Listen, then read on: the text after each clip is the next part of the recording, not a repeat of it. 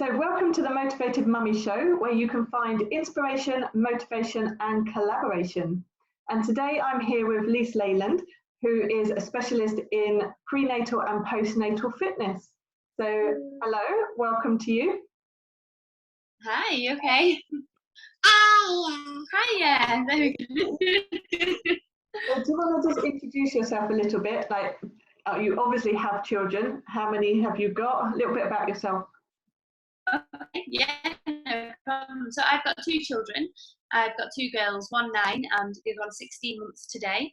And it was really, I started my brand Fitmums when I was pregnant with this one. So myself and my partner own a gym, and we've been training for about 5 years now. So we've got, the physical fitness facility. And when I was pregnant with Juliet, she's nodding along, yes. And when I was pregnant with Juliet, a few of my friends that I met through pregnancy, so we were all due around the same time, all it was my job then to get them fit again after birth. So that's how Fitmums started, really. It started with me and a few friends just doing a few sessions, and then it expanded from there. So that's a little bit kind of about me and Fitmums. I know how hard it is to get exercises in when you are a mum. Juliet is a clingy baby, so I have very little time. So my job is really to let people know that no matter how little time you've got, you can make time for yourself, and you can exercise, you can feel good, and build that self-confidence. Yeah, and it's really important for other people to hear you say that and to see that, because I think some people do feel like, oh, I just don't have the time, but when they see other people doing it, it helps to motivate them, doesn't it? Absolutely. And I think what it is as well is I've been very real with my journey. I'm still holding fat in places that I don't want to, and she's 16 months old, so I haven't bounced back. And I think a lot of times you see people on Instagram and things like that where they have just bounced straight back after having a baby, and they promote these before and after photos, and it's not accurate all the time. Some people can bounce back, and that's absolutely great, but not everybody can. So I really like, in a way, that I haven't bounced back, because it makes me relatable to a lot of women out there, because you don't have to bounce back. You're not going to lose your weight straight away. I mean, it would be great if you did, but not everybody does. Yeah. Because you're a working mum, you've got two children and you've got your business, what advice can you give to other parents that are trying to balance the business and the children? It's planning, really. I think planning is absolutely key. I've got my diary, which has one column for all of my personal things that I've got going on, and one column for all the business things, because of course I've got two businesses. We've got the gym, which we share, and then I've got Fitmums, which is my own. So having two businesses and two children to rally around, it's a lot, isn't it? And if you don't plan your time, then you don't end up doing anything, because you've got too much to do and you don't know where to start. So at night, what I'll do is go through my diary for the next day, and then just fill in any little gap with anything else that I've got to do. So I'll even block out time for the school run, and I might listen to an audiobook on the school run, so that I'm getting my personal development time in as well. So I try and multitask where possible, and that's it. Is just planning my time and trying to make the most of it. I also have started doing my admin work that I need to do in short chunks. So I'll do 25-minute chunks of work. And I think that really helps, because I know that I can just quickly squeeze in 25 minutes before I do the dinner, or 25 minutes before we have messy play or something like that. And it doesn't seem too overwhelming. And I think it's overwhelming enough, isn't it, being a mum, especially a new mum. So try to limit that overwhelmingness. I can't think of the actual word that I want to use there. Hiya. So I break my day down into tiny 25-minute chunks, and then that way it seems easy, it seems manageable. That's my biggest thing. I love that number, that 25. It's such a, not half an hour, it's 25. It seems less than half an hour, doesn't it? It seems more doable. Yeah, it seems so doable. And then you've got a little you've got a 5-minute gap to make it half an hour in. I think it really works for me. It's called the Pomodoro technique. Apparently it's a very well practiced technique. So yeah, I'd recommend it to anybody, because I'm so productive in my days now when I set my time limits and do my 25 minutes. Oh, that's brilliant. See, it's all about learning something, and I did not know that before. I'd never heard of that technique. So So I've learned something new today, so thank you. Oh, great. So Motivated Mummies is all about good mental health. Do you have a top tip that you recommend for keeping your mental health in check? Yeah, I think exercise is a massive one, and I know that it's easy saying that when you're in the industry, but I myself have suffered massively before with depression and with anxiety, and I used to be on medication for it, so I'm not afraid to tell that people now, because I feel like I've come out the other side. But I did get to a point where I was very low, and my eldest daughter, I had her with my now ex-husband, so it wasn't as though it was a messy divorce or anything like that. It was certainly the right thing to do. But I got to a point where I was so low, I would drop her off at school on Friday, knowing that her dad would pick her up.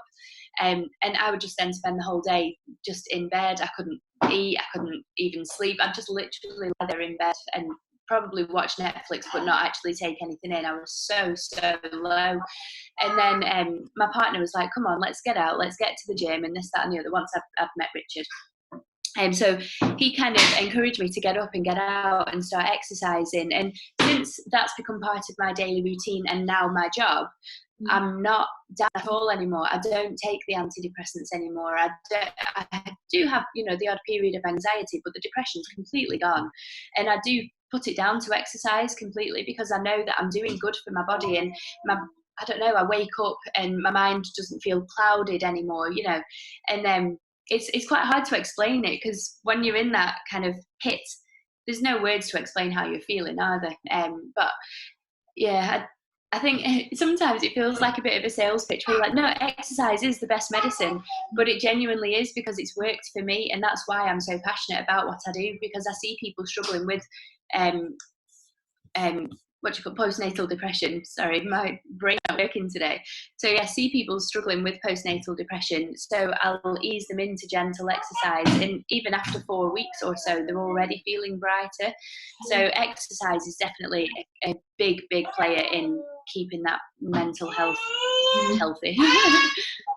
It is a known fact that it releases the feel-good hormones, isn't it? So yeah, absolutely.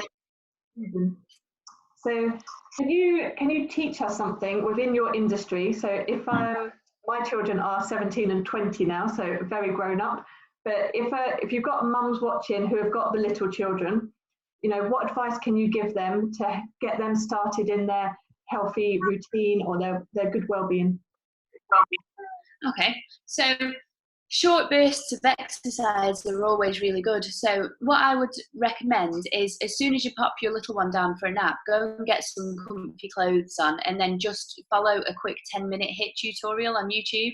Just don't even think about it. Baby's down for a nap, get your comfies on and do it. It's 10 minutes. So it's very unlikely that your baby's going to wake up before the end of that 10 minutes. And it's also very unlikely that you're not going to be able to then do the cleaning or whatever other jobs that you have to do, because all you're doing is dedicating 10 minutes, aren't you, out of a potential half hour, 40-minute, 2-hour nap. So I just say, don't think about what you're doing. Don't think, oh no, but I need to do that washing up, or I've got the washing to go in the machine. Don't think about that. Baby down, get your comfies up, do your 10 minutes of exercise. It'll make you feel so much more energized, and then you can run around and do the cleaning and the other jobs you need to do before the baby wakes up. So take advantage of the nap time. I know sometimes it's nice if baby falls asleep on you to just sit there and enjoy the cuddles for a minute. That's fine. Enjoy the cuddles for a minute, then put them down and get your exercise in. So I think, especially when you're very short on time, getting those quick bursts of exercising are great. I have 10-minute HIIT videos in my Facebook group. So if people are struggling on YouTube and they want videos that are specific to mums, then I have lots of them available. I need to upload them to YouTube. That's my big thing for this month, really, is to start uploading everything onto YouTube. So soon there will be a Fitmums YouTube channel that people can follow and get exercises that they know are safe postpartum. And another thing would be this. It might sound silly, this one, but if you're rocking your baby to sleep and you're used to doing that, and that's, a lot of babies still need rocking to sleep, don't they? I would find with Juliet, I would kind of squat whilst I was bouncing the bum. So I'd be like, hands under a bum like this, tapping it and kind of squatting up and down. And then I'd set myself targets. So I'd squat and tap the foot footrail at the end of the bed. So I'd squat that low, and then next time I'd be like, no, I'm going to get lower, I'm going to tap my bum on the mattress, and little things like that. And actually it really works. I counted one time and it took me about 120 squats to get her to sleep. So you can get a good amount of exercise in, and again, it's that multitasking, isn't it, and just trying to make the most of your time. Sounds silly, but that really helps, and I think it's useful. Do what you can when you can. We both brush our teeth. We do squats when we brush our teeth. Yes. It's like, I haven't rocked a baby for ages, but it completely makes sense that you can utilise that time. I love that idea. Brilliant. Yeah, absolutely. And a lot of people as well, there's that whole thing about doing your pelvic floor. It's really important. You do need to do it. So even then, brushing your teeth, do your squeezes whilst you're brushing your teeth, or even, sat here now in a video call, you can be doing your squeezes now. No one knows when you're doing it. If you're on the bus, you can do them then. So I like that idea. Or washing up, if people still wash up, do your Kegels. So just whenever you can, give yourself a little squeeze. I love it. Yeah.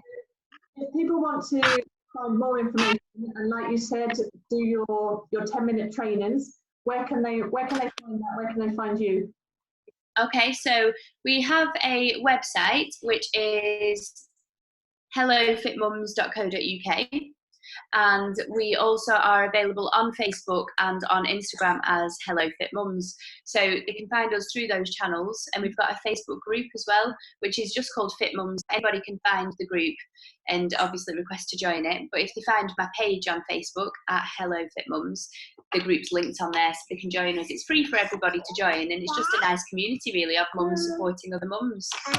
And then me every now and then with my live Q&As and my live little videos.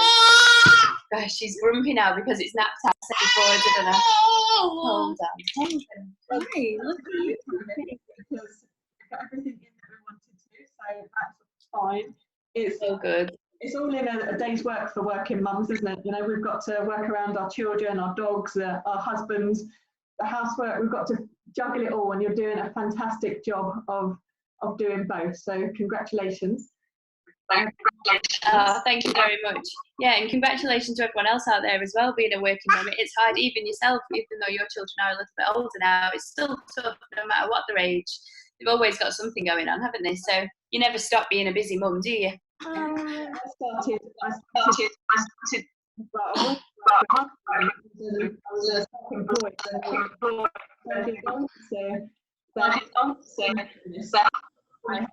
yeah, that's it. And you learn to juggle, don't you? You just kind of get thrown in at the deep end and figure it out, don't you? It's nice to have this help on the way, though, isn't it, with people offering their little tidbits of advice.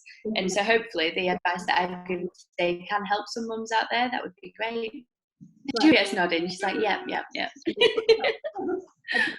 going to let you go. Thank you so much for your time, and we really do appreciate it. So thank you. Yeah, lovely speaking with you. Thank you very much. See you later.